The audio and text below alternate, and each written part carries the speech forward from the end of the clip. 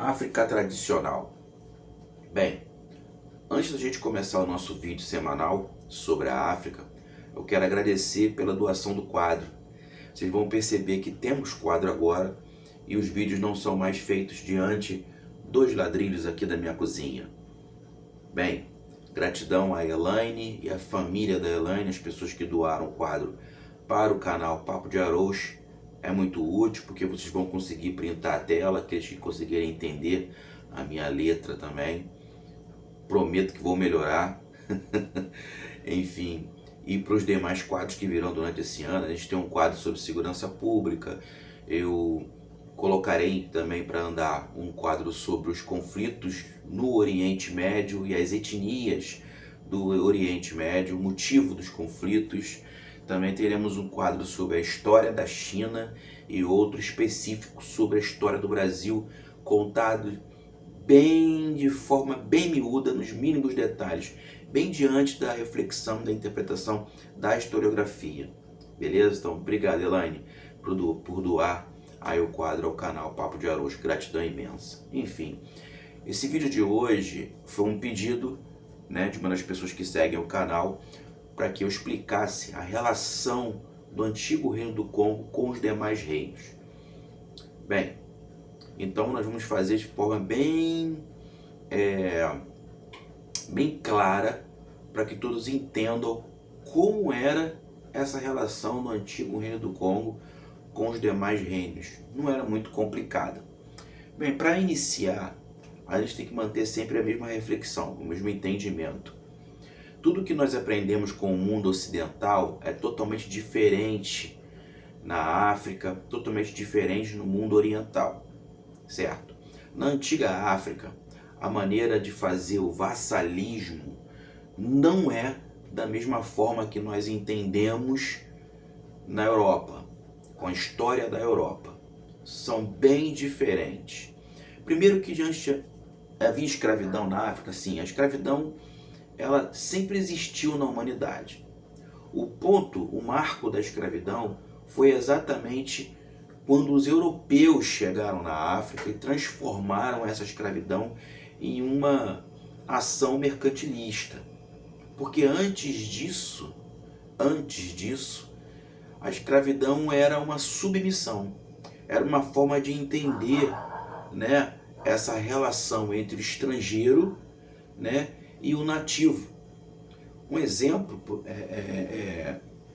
na antiga Grécia, aliás, na antiga Roma, com os Espartacos. Espartacos, que era o cativo, né, chegou a reunir 70 mil homens em sua ação contra o Império Romano.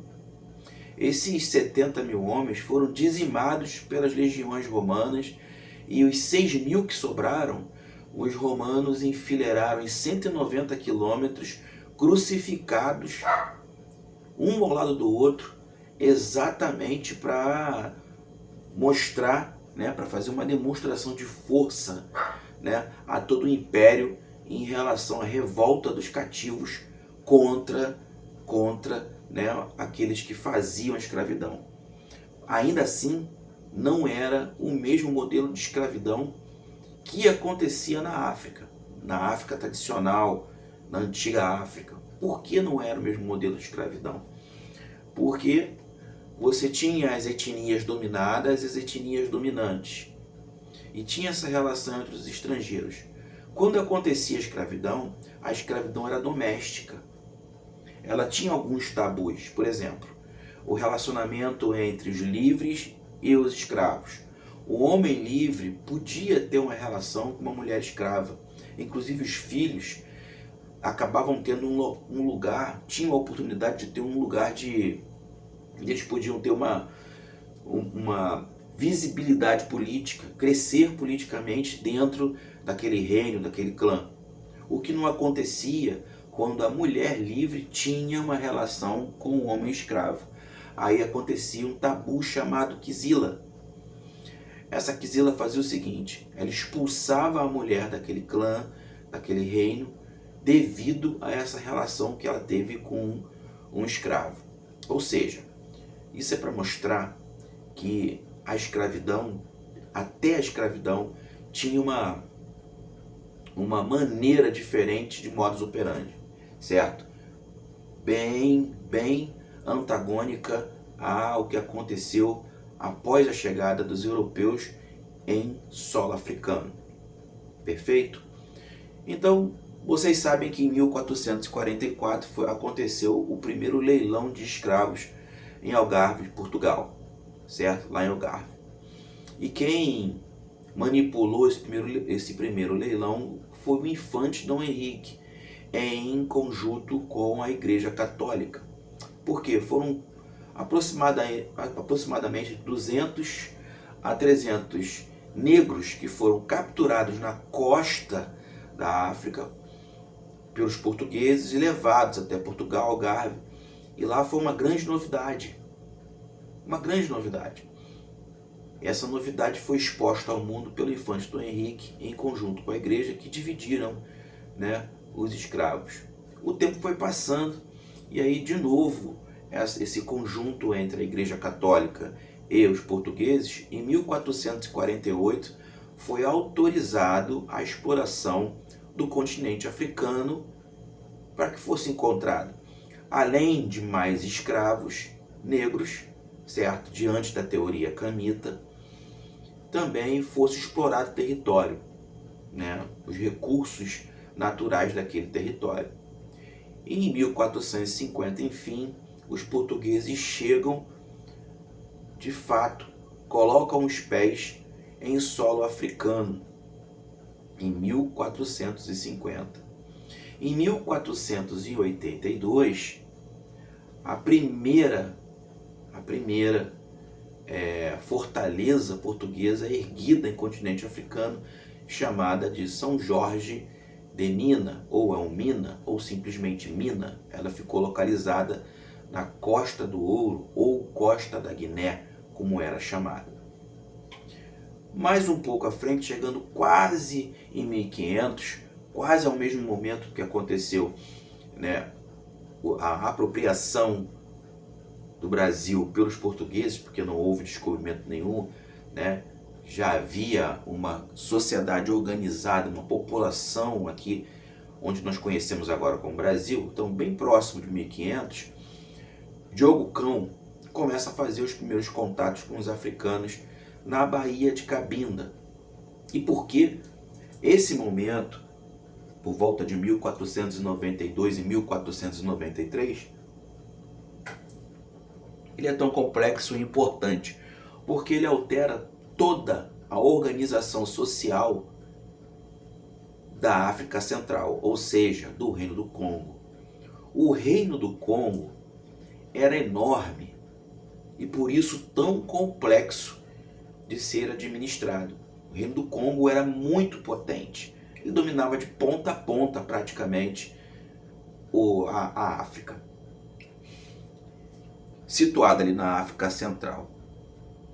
Basicamente, gente, África Central, basicamente. Mas ele se estendeu. E por que ele se estendeu? Antes da chegada dos portugueses, como funcionava essa estrutura? Aí a gente começa.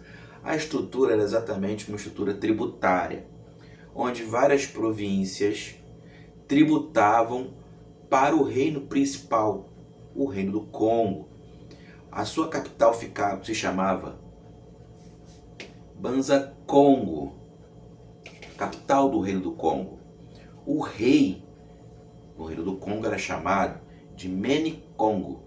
Mene quer dizer uma palavra que quer dizer mais ou menos o grande chefe, o grande líder, tá? E vem das línguas bantas. Por isso eles foram chamados de bantos. Mas esse entendimento, essa palavra só nasceu bem mais tarde por um cientista alemão chamado William Black. Esse cara que fez um estudo muito grande, né? Não vou fazer juízo de valor sobre o estudo que ele fez, mas ele fez um estudo e chegou à conclusão que esses povos, que essas etnias da África Central e também na África do Sul, na África Oriental, se chamariam bantus. Os bantus falavam línguas bantas, que eram diversas. Cada etnia, praticamente, gente, cada etnia tinha a sua própria língua. Só que, por exemplo, um reino, ele não tinha nele apenas uma etnia. Você tinha as etnias submissas e a etnia que liderava, ou seja, a etnia que fazia parte da casta, a etnia que fazia parte da realeza. Então, em cada reino, diante de vários reinos, eram várias etnias compostas em um reino só. Essas etnias submissas tributavam para esse reino. Esse reino era submisso, era vassalo do reino do Congo, que era o principal reino. Ele também tributava para o reino do Congo. Entendeu mais ou menos como funcionava essa estrutura? E cada etnia com a sua própria língua. Essa língua ficou conhecida como línguas bantas. Aproximadamente 3.000 línguas fazem parte do proto-banto, que são as raízes linguísticas que atualmente tem mais ou menos 500 línguas que são chamadas de banto. Banto. As línguas bantas atualmente têm aproximadamente 3.500 línguas, mas foi uma estrutura de mais de 3.000 que criaram o proto-banto até que chegasse a essas 500 línguas. Então é muito complexo. É muito complexo. Você vai entender que cada reino falava diversas línguas. Você tinha uma língua que era como se fosse a língua oficial daquele reino, mas várias outras eram faladas porque eram várias etnias. Por exemplo, a República Democrática do Congo hoje tem mais de 200 etnias. Só a República Democrática do Congo. Se tem mais de 200 etnias, se eu não me engano, aproximadamente aí 275 etnias, aproximadamente isso, são 275 línguas ancestrais que faziam parte e são parte desse atual universo chamado línguas bantas. Então essa estrutura funcionava como? O reino do Congo era o principal, né? Todos tributavam para o reino do Congo, para o Meni-Congo, que era um líder tanto espiritual como um líder político. Mas existiam outros 3 reinos principais: o reino Nigoio, Goio ou Angoio, tá? A pronúncia pode ser bem diversa: Goio, Goio, Angoio, certo? Da etnia Baioio. O reino Loango, da etnia Vili, e o reino Kakongo, da etnia Barongo. Esses eram os 3 principais reinos e dominavam os outros demais, e esses tributavam com o reino do Congo, cada um com a sua etnia específica. A etnia específica do reino do Congo era o Bakongo, o Barongo do Kakongo, os Vili do Loango, Baioio do Angoio. Todos eles concentrados na Baía de Cabinda. Atualmente Cabinda fica em Angola. E você vai me perguntar, e Angola? Primeiro, para a gente entender Angola, Angola quer dizer líder. Então todo líder antigo na atual Angola era chamado de Angola. Por isso o país ficou conhecido. Então, antes de se tornar Angola, era o reino Matamba. E o Matamba também fazia parte dos domínios do reino do Congo. Então, depois de 1575, quando o reino do Congo perde autonomia para os portugueses, depois de várias tentativas de negociação, manutenção do poder, manutenção da autonomia, o que isso fez provocar? Provocou a escravidão. É claro que o reino do Congo, como reino dominante, não queria ter seu povo escravizado. Então eles começaram a escravizar, né, a fazer negócios com os portugueses, com os demais reinos. E aí aquilo começou a destruir a estrutura, a fracionar a estrutura. Se eu sou um reino que tributo ao Congo, sou vassalo do Congo, e o Congo está vendendo meu reino, meu povo, as minhas etnias, eu vou abrir de lona com ele. Eu não vou mais confiar nele. Não vou mais fazer parte, não vou mais tributar. E foi isso exatamente que aconteceu. Aconteceram várias revoltas a partir do momento que o Reino do Congo perde autonomia para Portugal. Mas tudo isso começa com Diogo Cão navegando ali na Baía de Cabinda, que era o local principal. O local principal do comércio, o local principal para as relações sociais, principalmente a política. Por quê? Porque acontecia a feira. A feira foi inventada aqui. A feira era um local de troca comercial, assim como também era um local de trocas políticas. E como funcionavam essas trocas políticas? Sempre no casamento da filha de um grande líder com o filho de outro grande líder. A filha de um rei, por exemplo, o rei Loango era chamado de Maloango. O rei Angoio era chamado de Mongoio, mas também tinha o Manfuca, que era o cara que fazia a negociação, responsável pelo comércio, que tinha um poder tão grande que a algum ponto o Manfuca dominava o Mongoio. Porque aqui existia um tabu no reino Angoio. O rei do reino Angoio, o Mongoio, depois que ele sentava no trono, existia um tabu religioso, ou seja, a partir do momento que ele vestia a pele de um grande felino, e daí nós temos outros tabus que se tornaram itãs dentro das religiões de matriz africana, como por exemplo o Xangô, ele carrega o leão ao lado dele, Xangô Airá, né? Enfim, aqui possivelmente, um Itã nasceu daqui. O rei do reino Angoio, o Mongoio, ele, quando era coroado, colocava uma pele de um grande felino por cima dele e também o pano sampo, que é aquela roupa colorida, certo? A partir desse momento ele não podia mais ver o mar, ele não podia chegar no mar. Então ele tinha que ter um responsável pela administração dos clãs que ficavam próximo ao mar. E aí nasce a figura do Manfuca, que era o cara que fazia a negociação comercial e política na Baía de Cabinda, na feira. E aí ele se tornou tão famoso que o nome Cabinda vem exatamente de um Manfuca. Manfuca Binda foi o nome do Manfuca, desse responsável comercial mais famoso do reino Angoio, consequentemente do reino do Congo. Ele ficou tão famoso que, de tanto chamarem Manfuca Binda, a cidade ficou conhecida, o local ficou conhecido, a Bahia, como Cabinda. E até hoje Cabinda existe e pertence a Angola, ao país, ao estado Angola, certo? Então quem fazia essa relação comercial para o reino Angoio era o Manfuca, porque o Mongoio não podia ir. Então ele era tão poderoso quanto o próprio rei. Muitos Manfucas fizeram negócios com os portugueses. Muitos Manfucas mandaram seus filhos pelos oficiais portugueses para o Rio de Janeiro.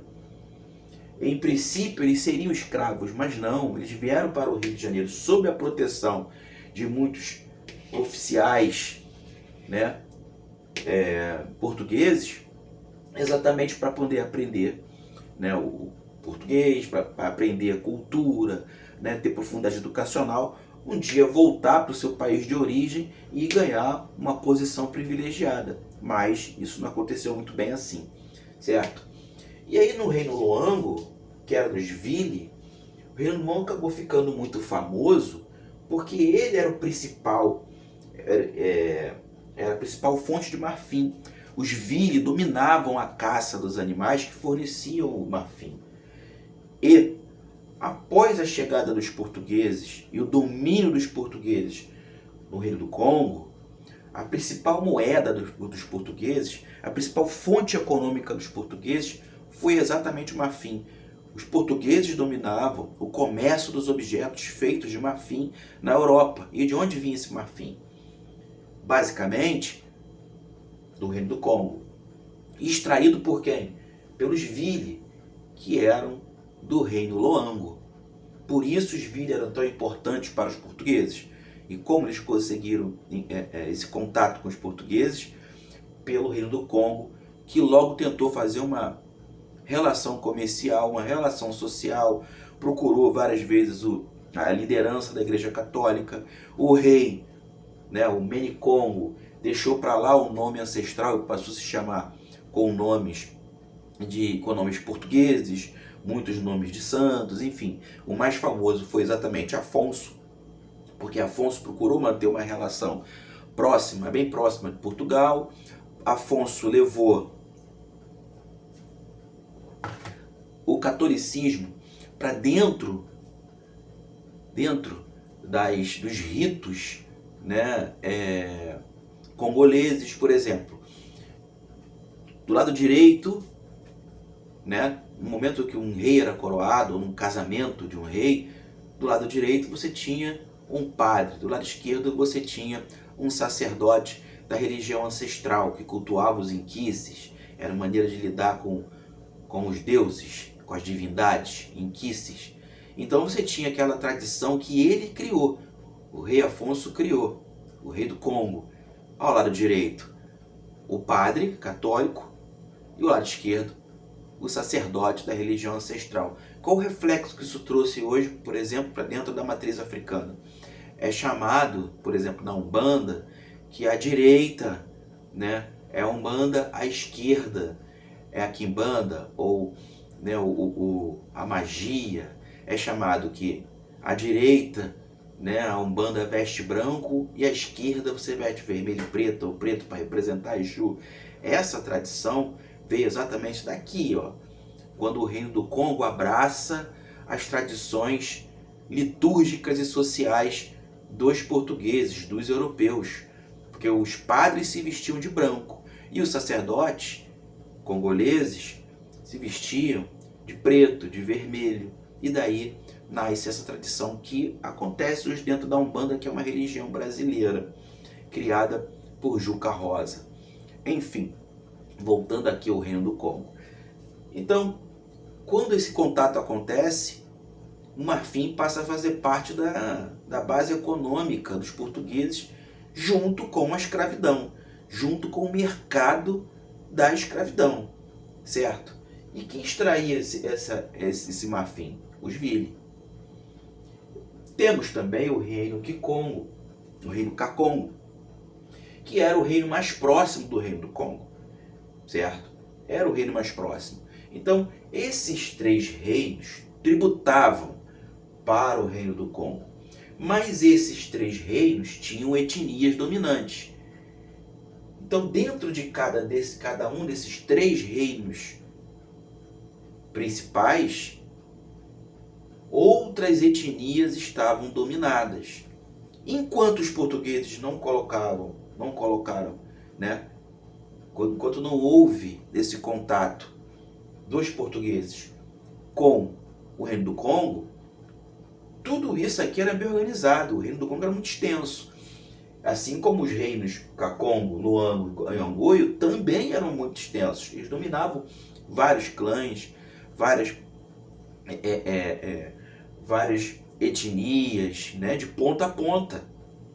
E esse ponta a ponta trazia muita troca cultural e comercial. Por exemplo, o reino Monomotapa, ele tinha, como ele era mais próximo ali, né, do atual Moçambique, ou seja, do Oceano Índico, da África Oriental, por ali havia o contato comercial e cultural com os chineses.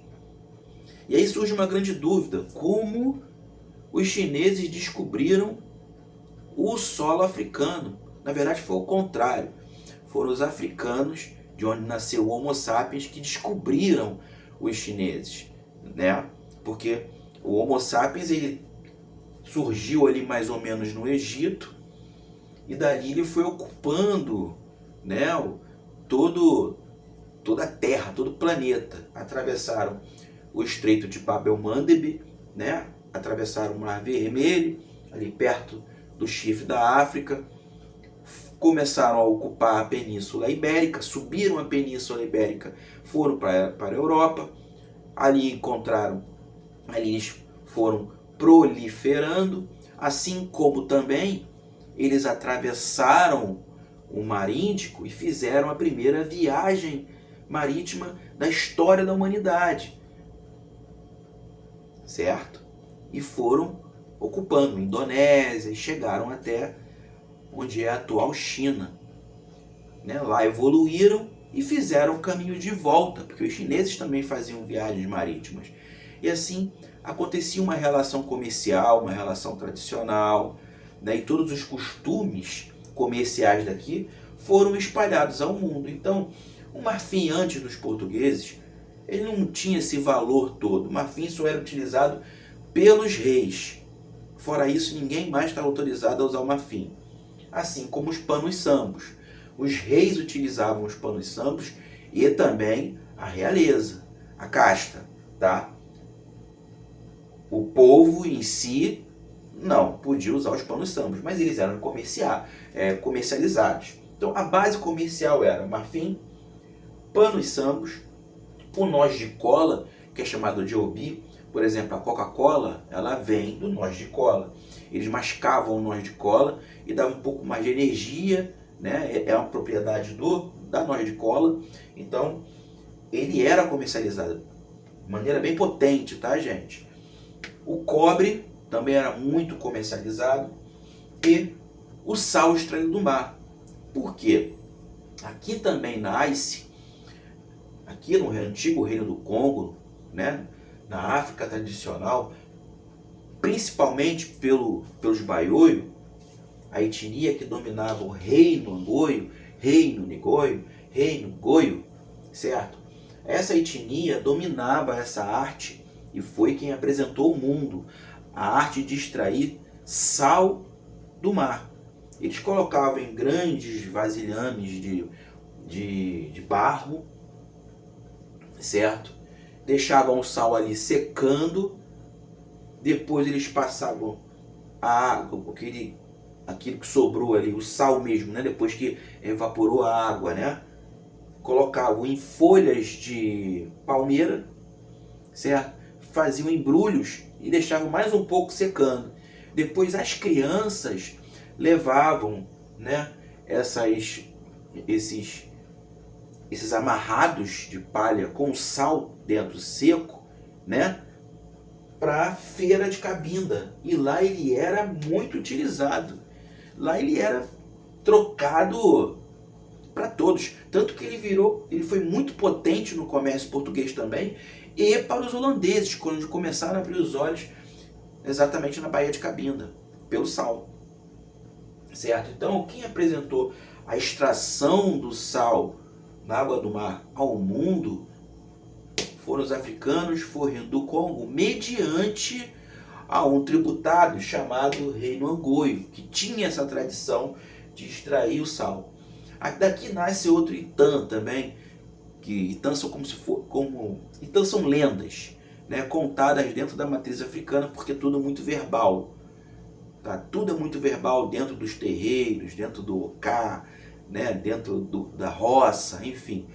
Como tudo é muito verbal, então são vários Itãs dependendo da nação que é cultuada no candomblé e também na Umbanda, certo?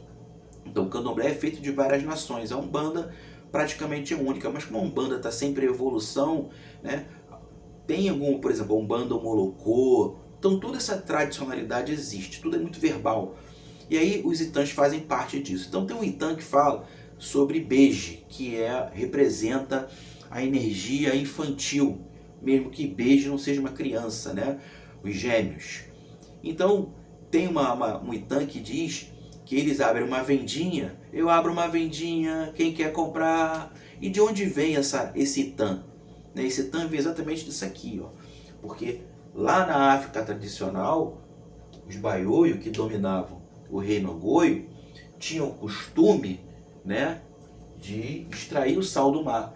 E as crianças é que levavam o sal em cima dos ombros e abriam essas vendinhas né, faziam comércio gritando: eu tenho sal, que quer trocar? Porque era uma troca. O dinheiro não existia, o banco não existia.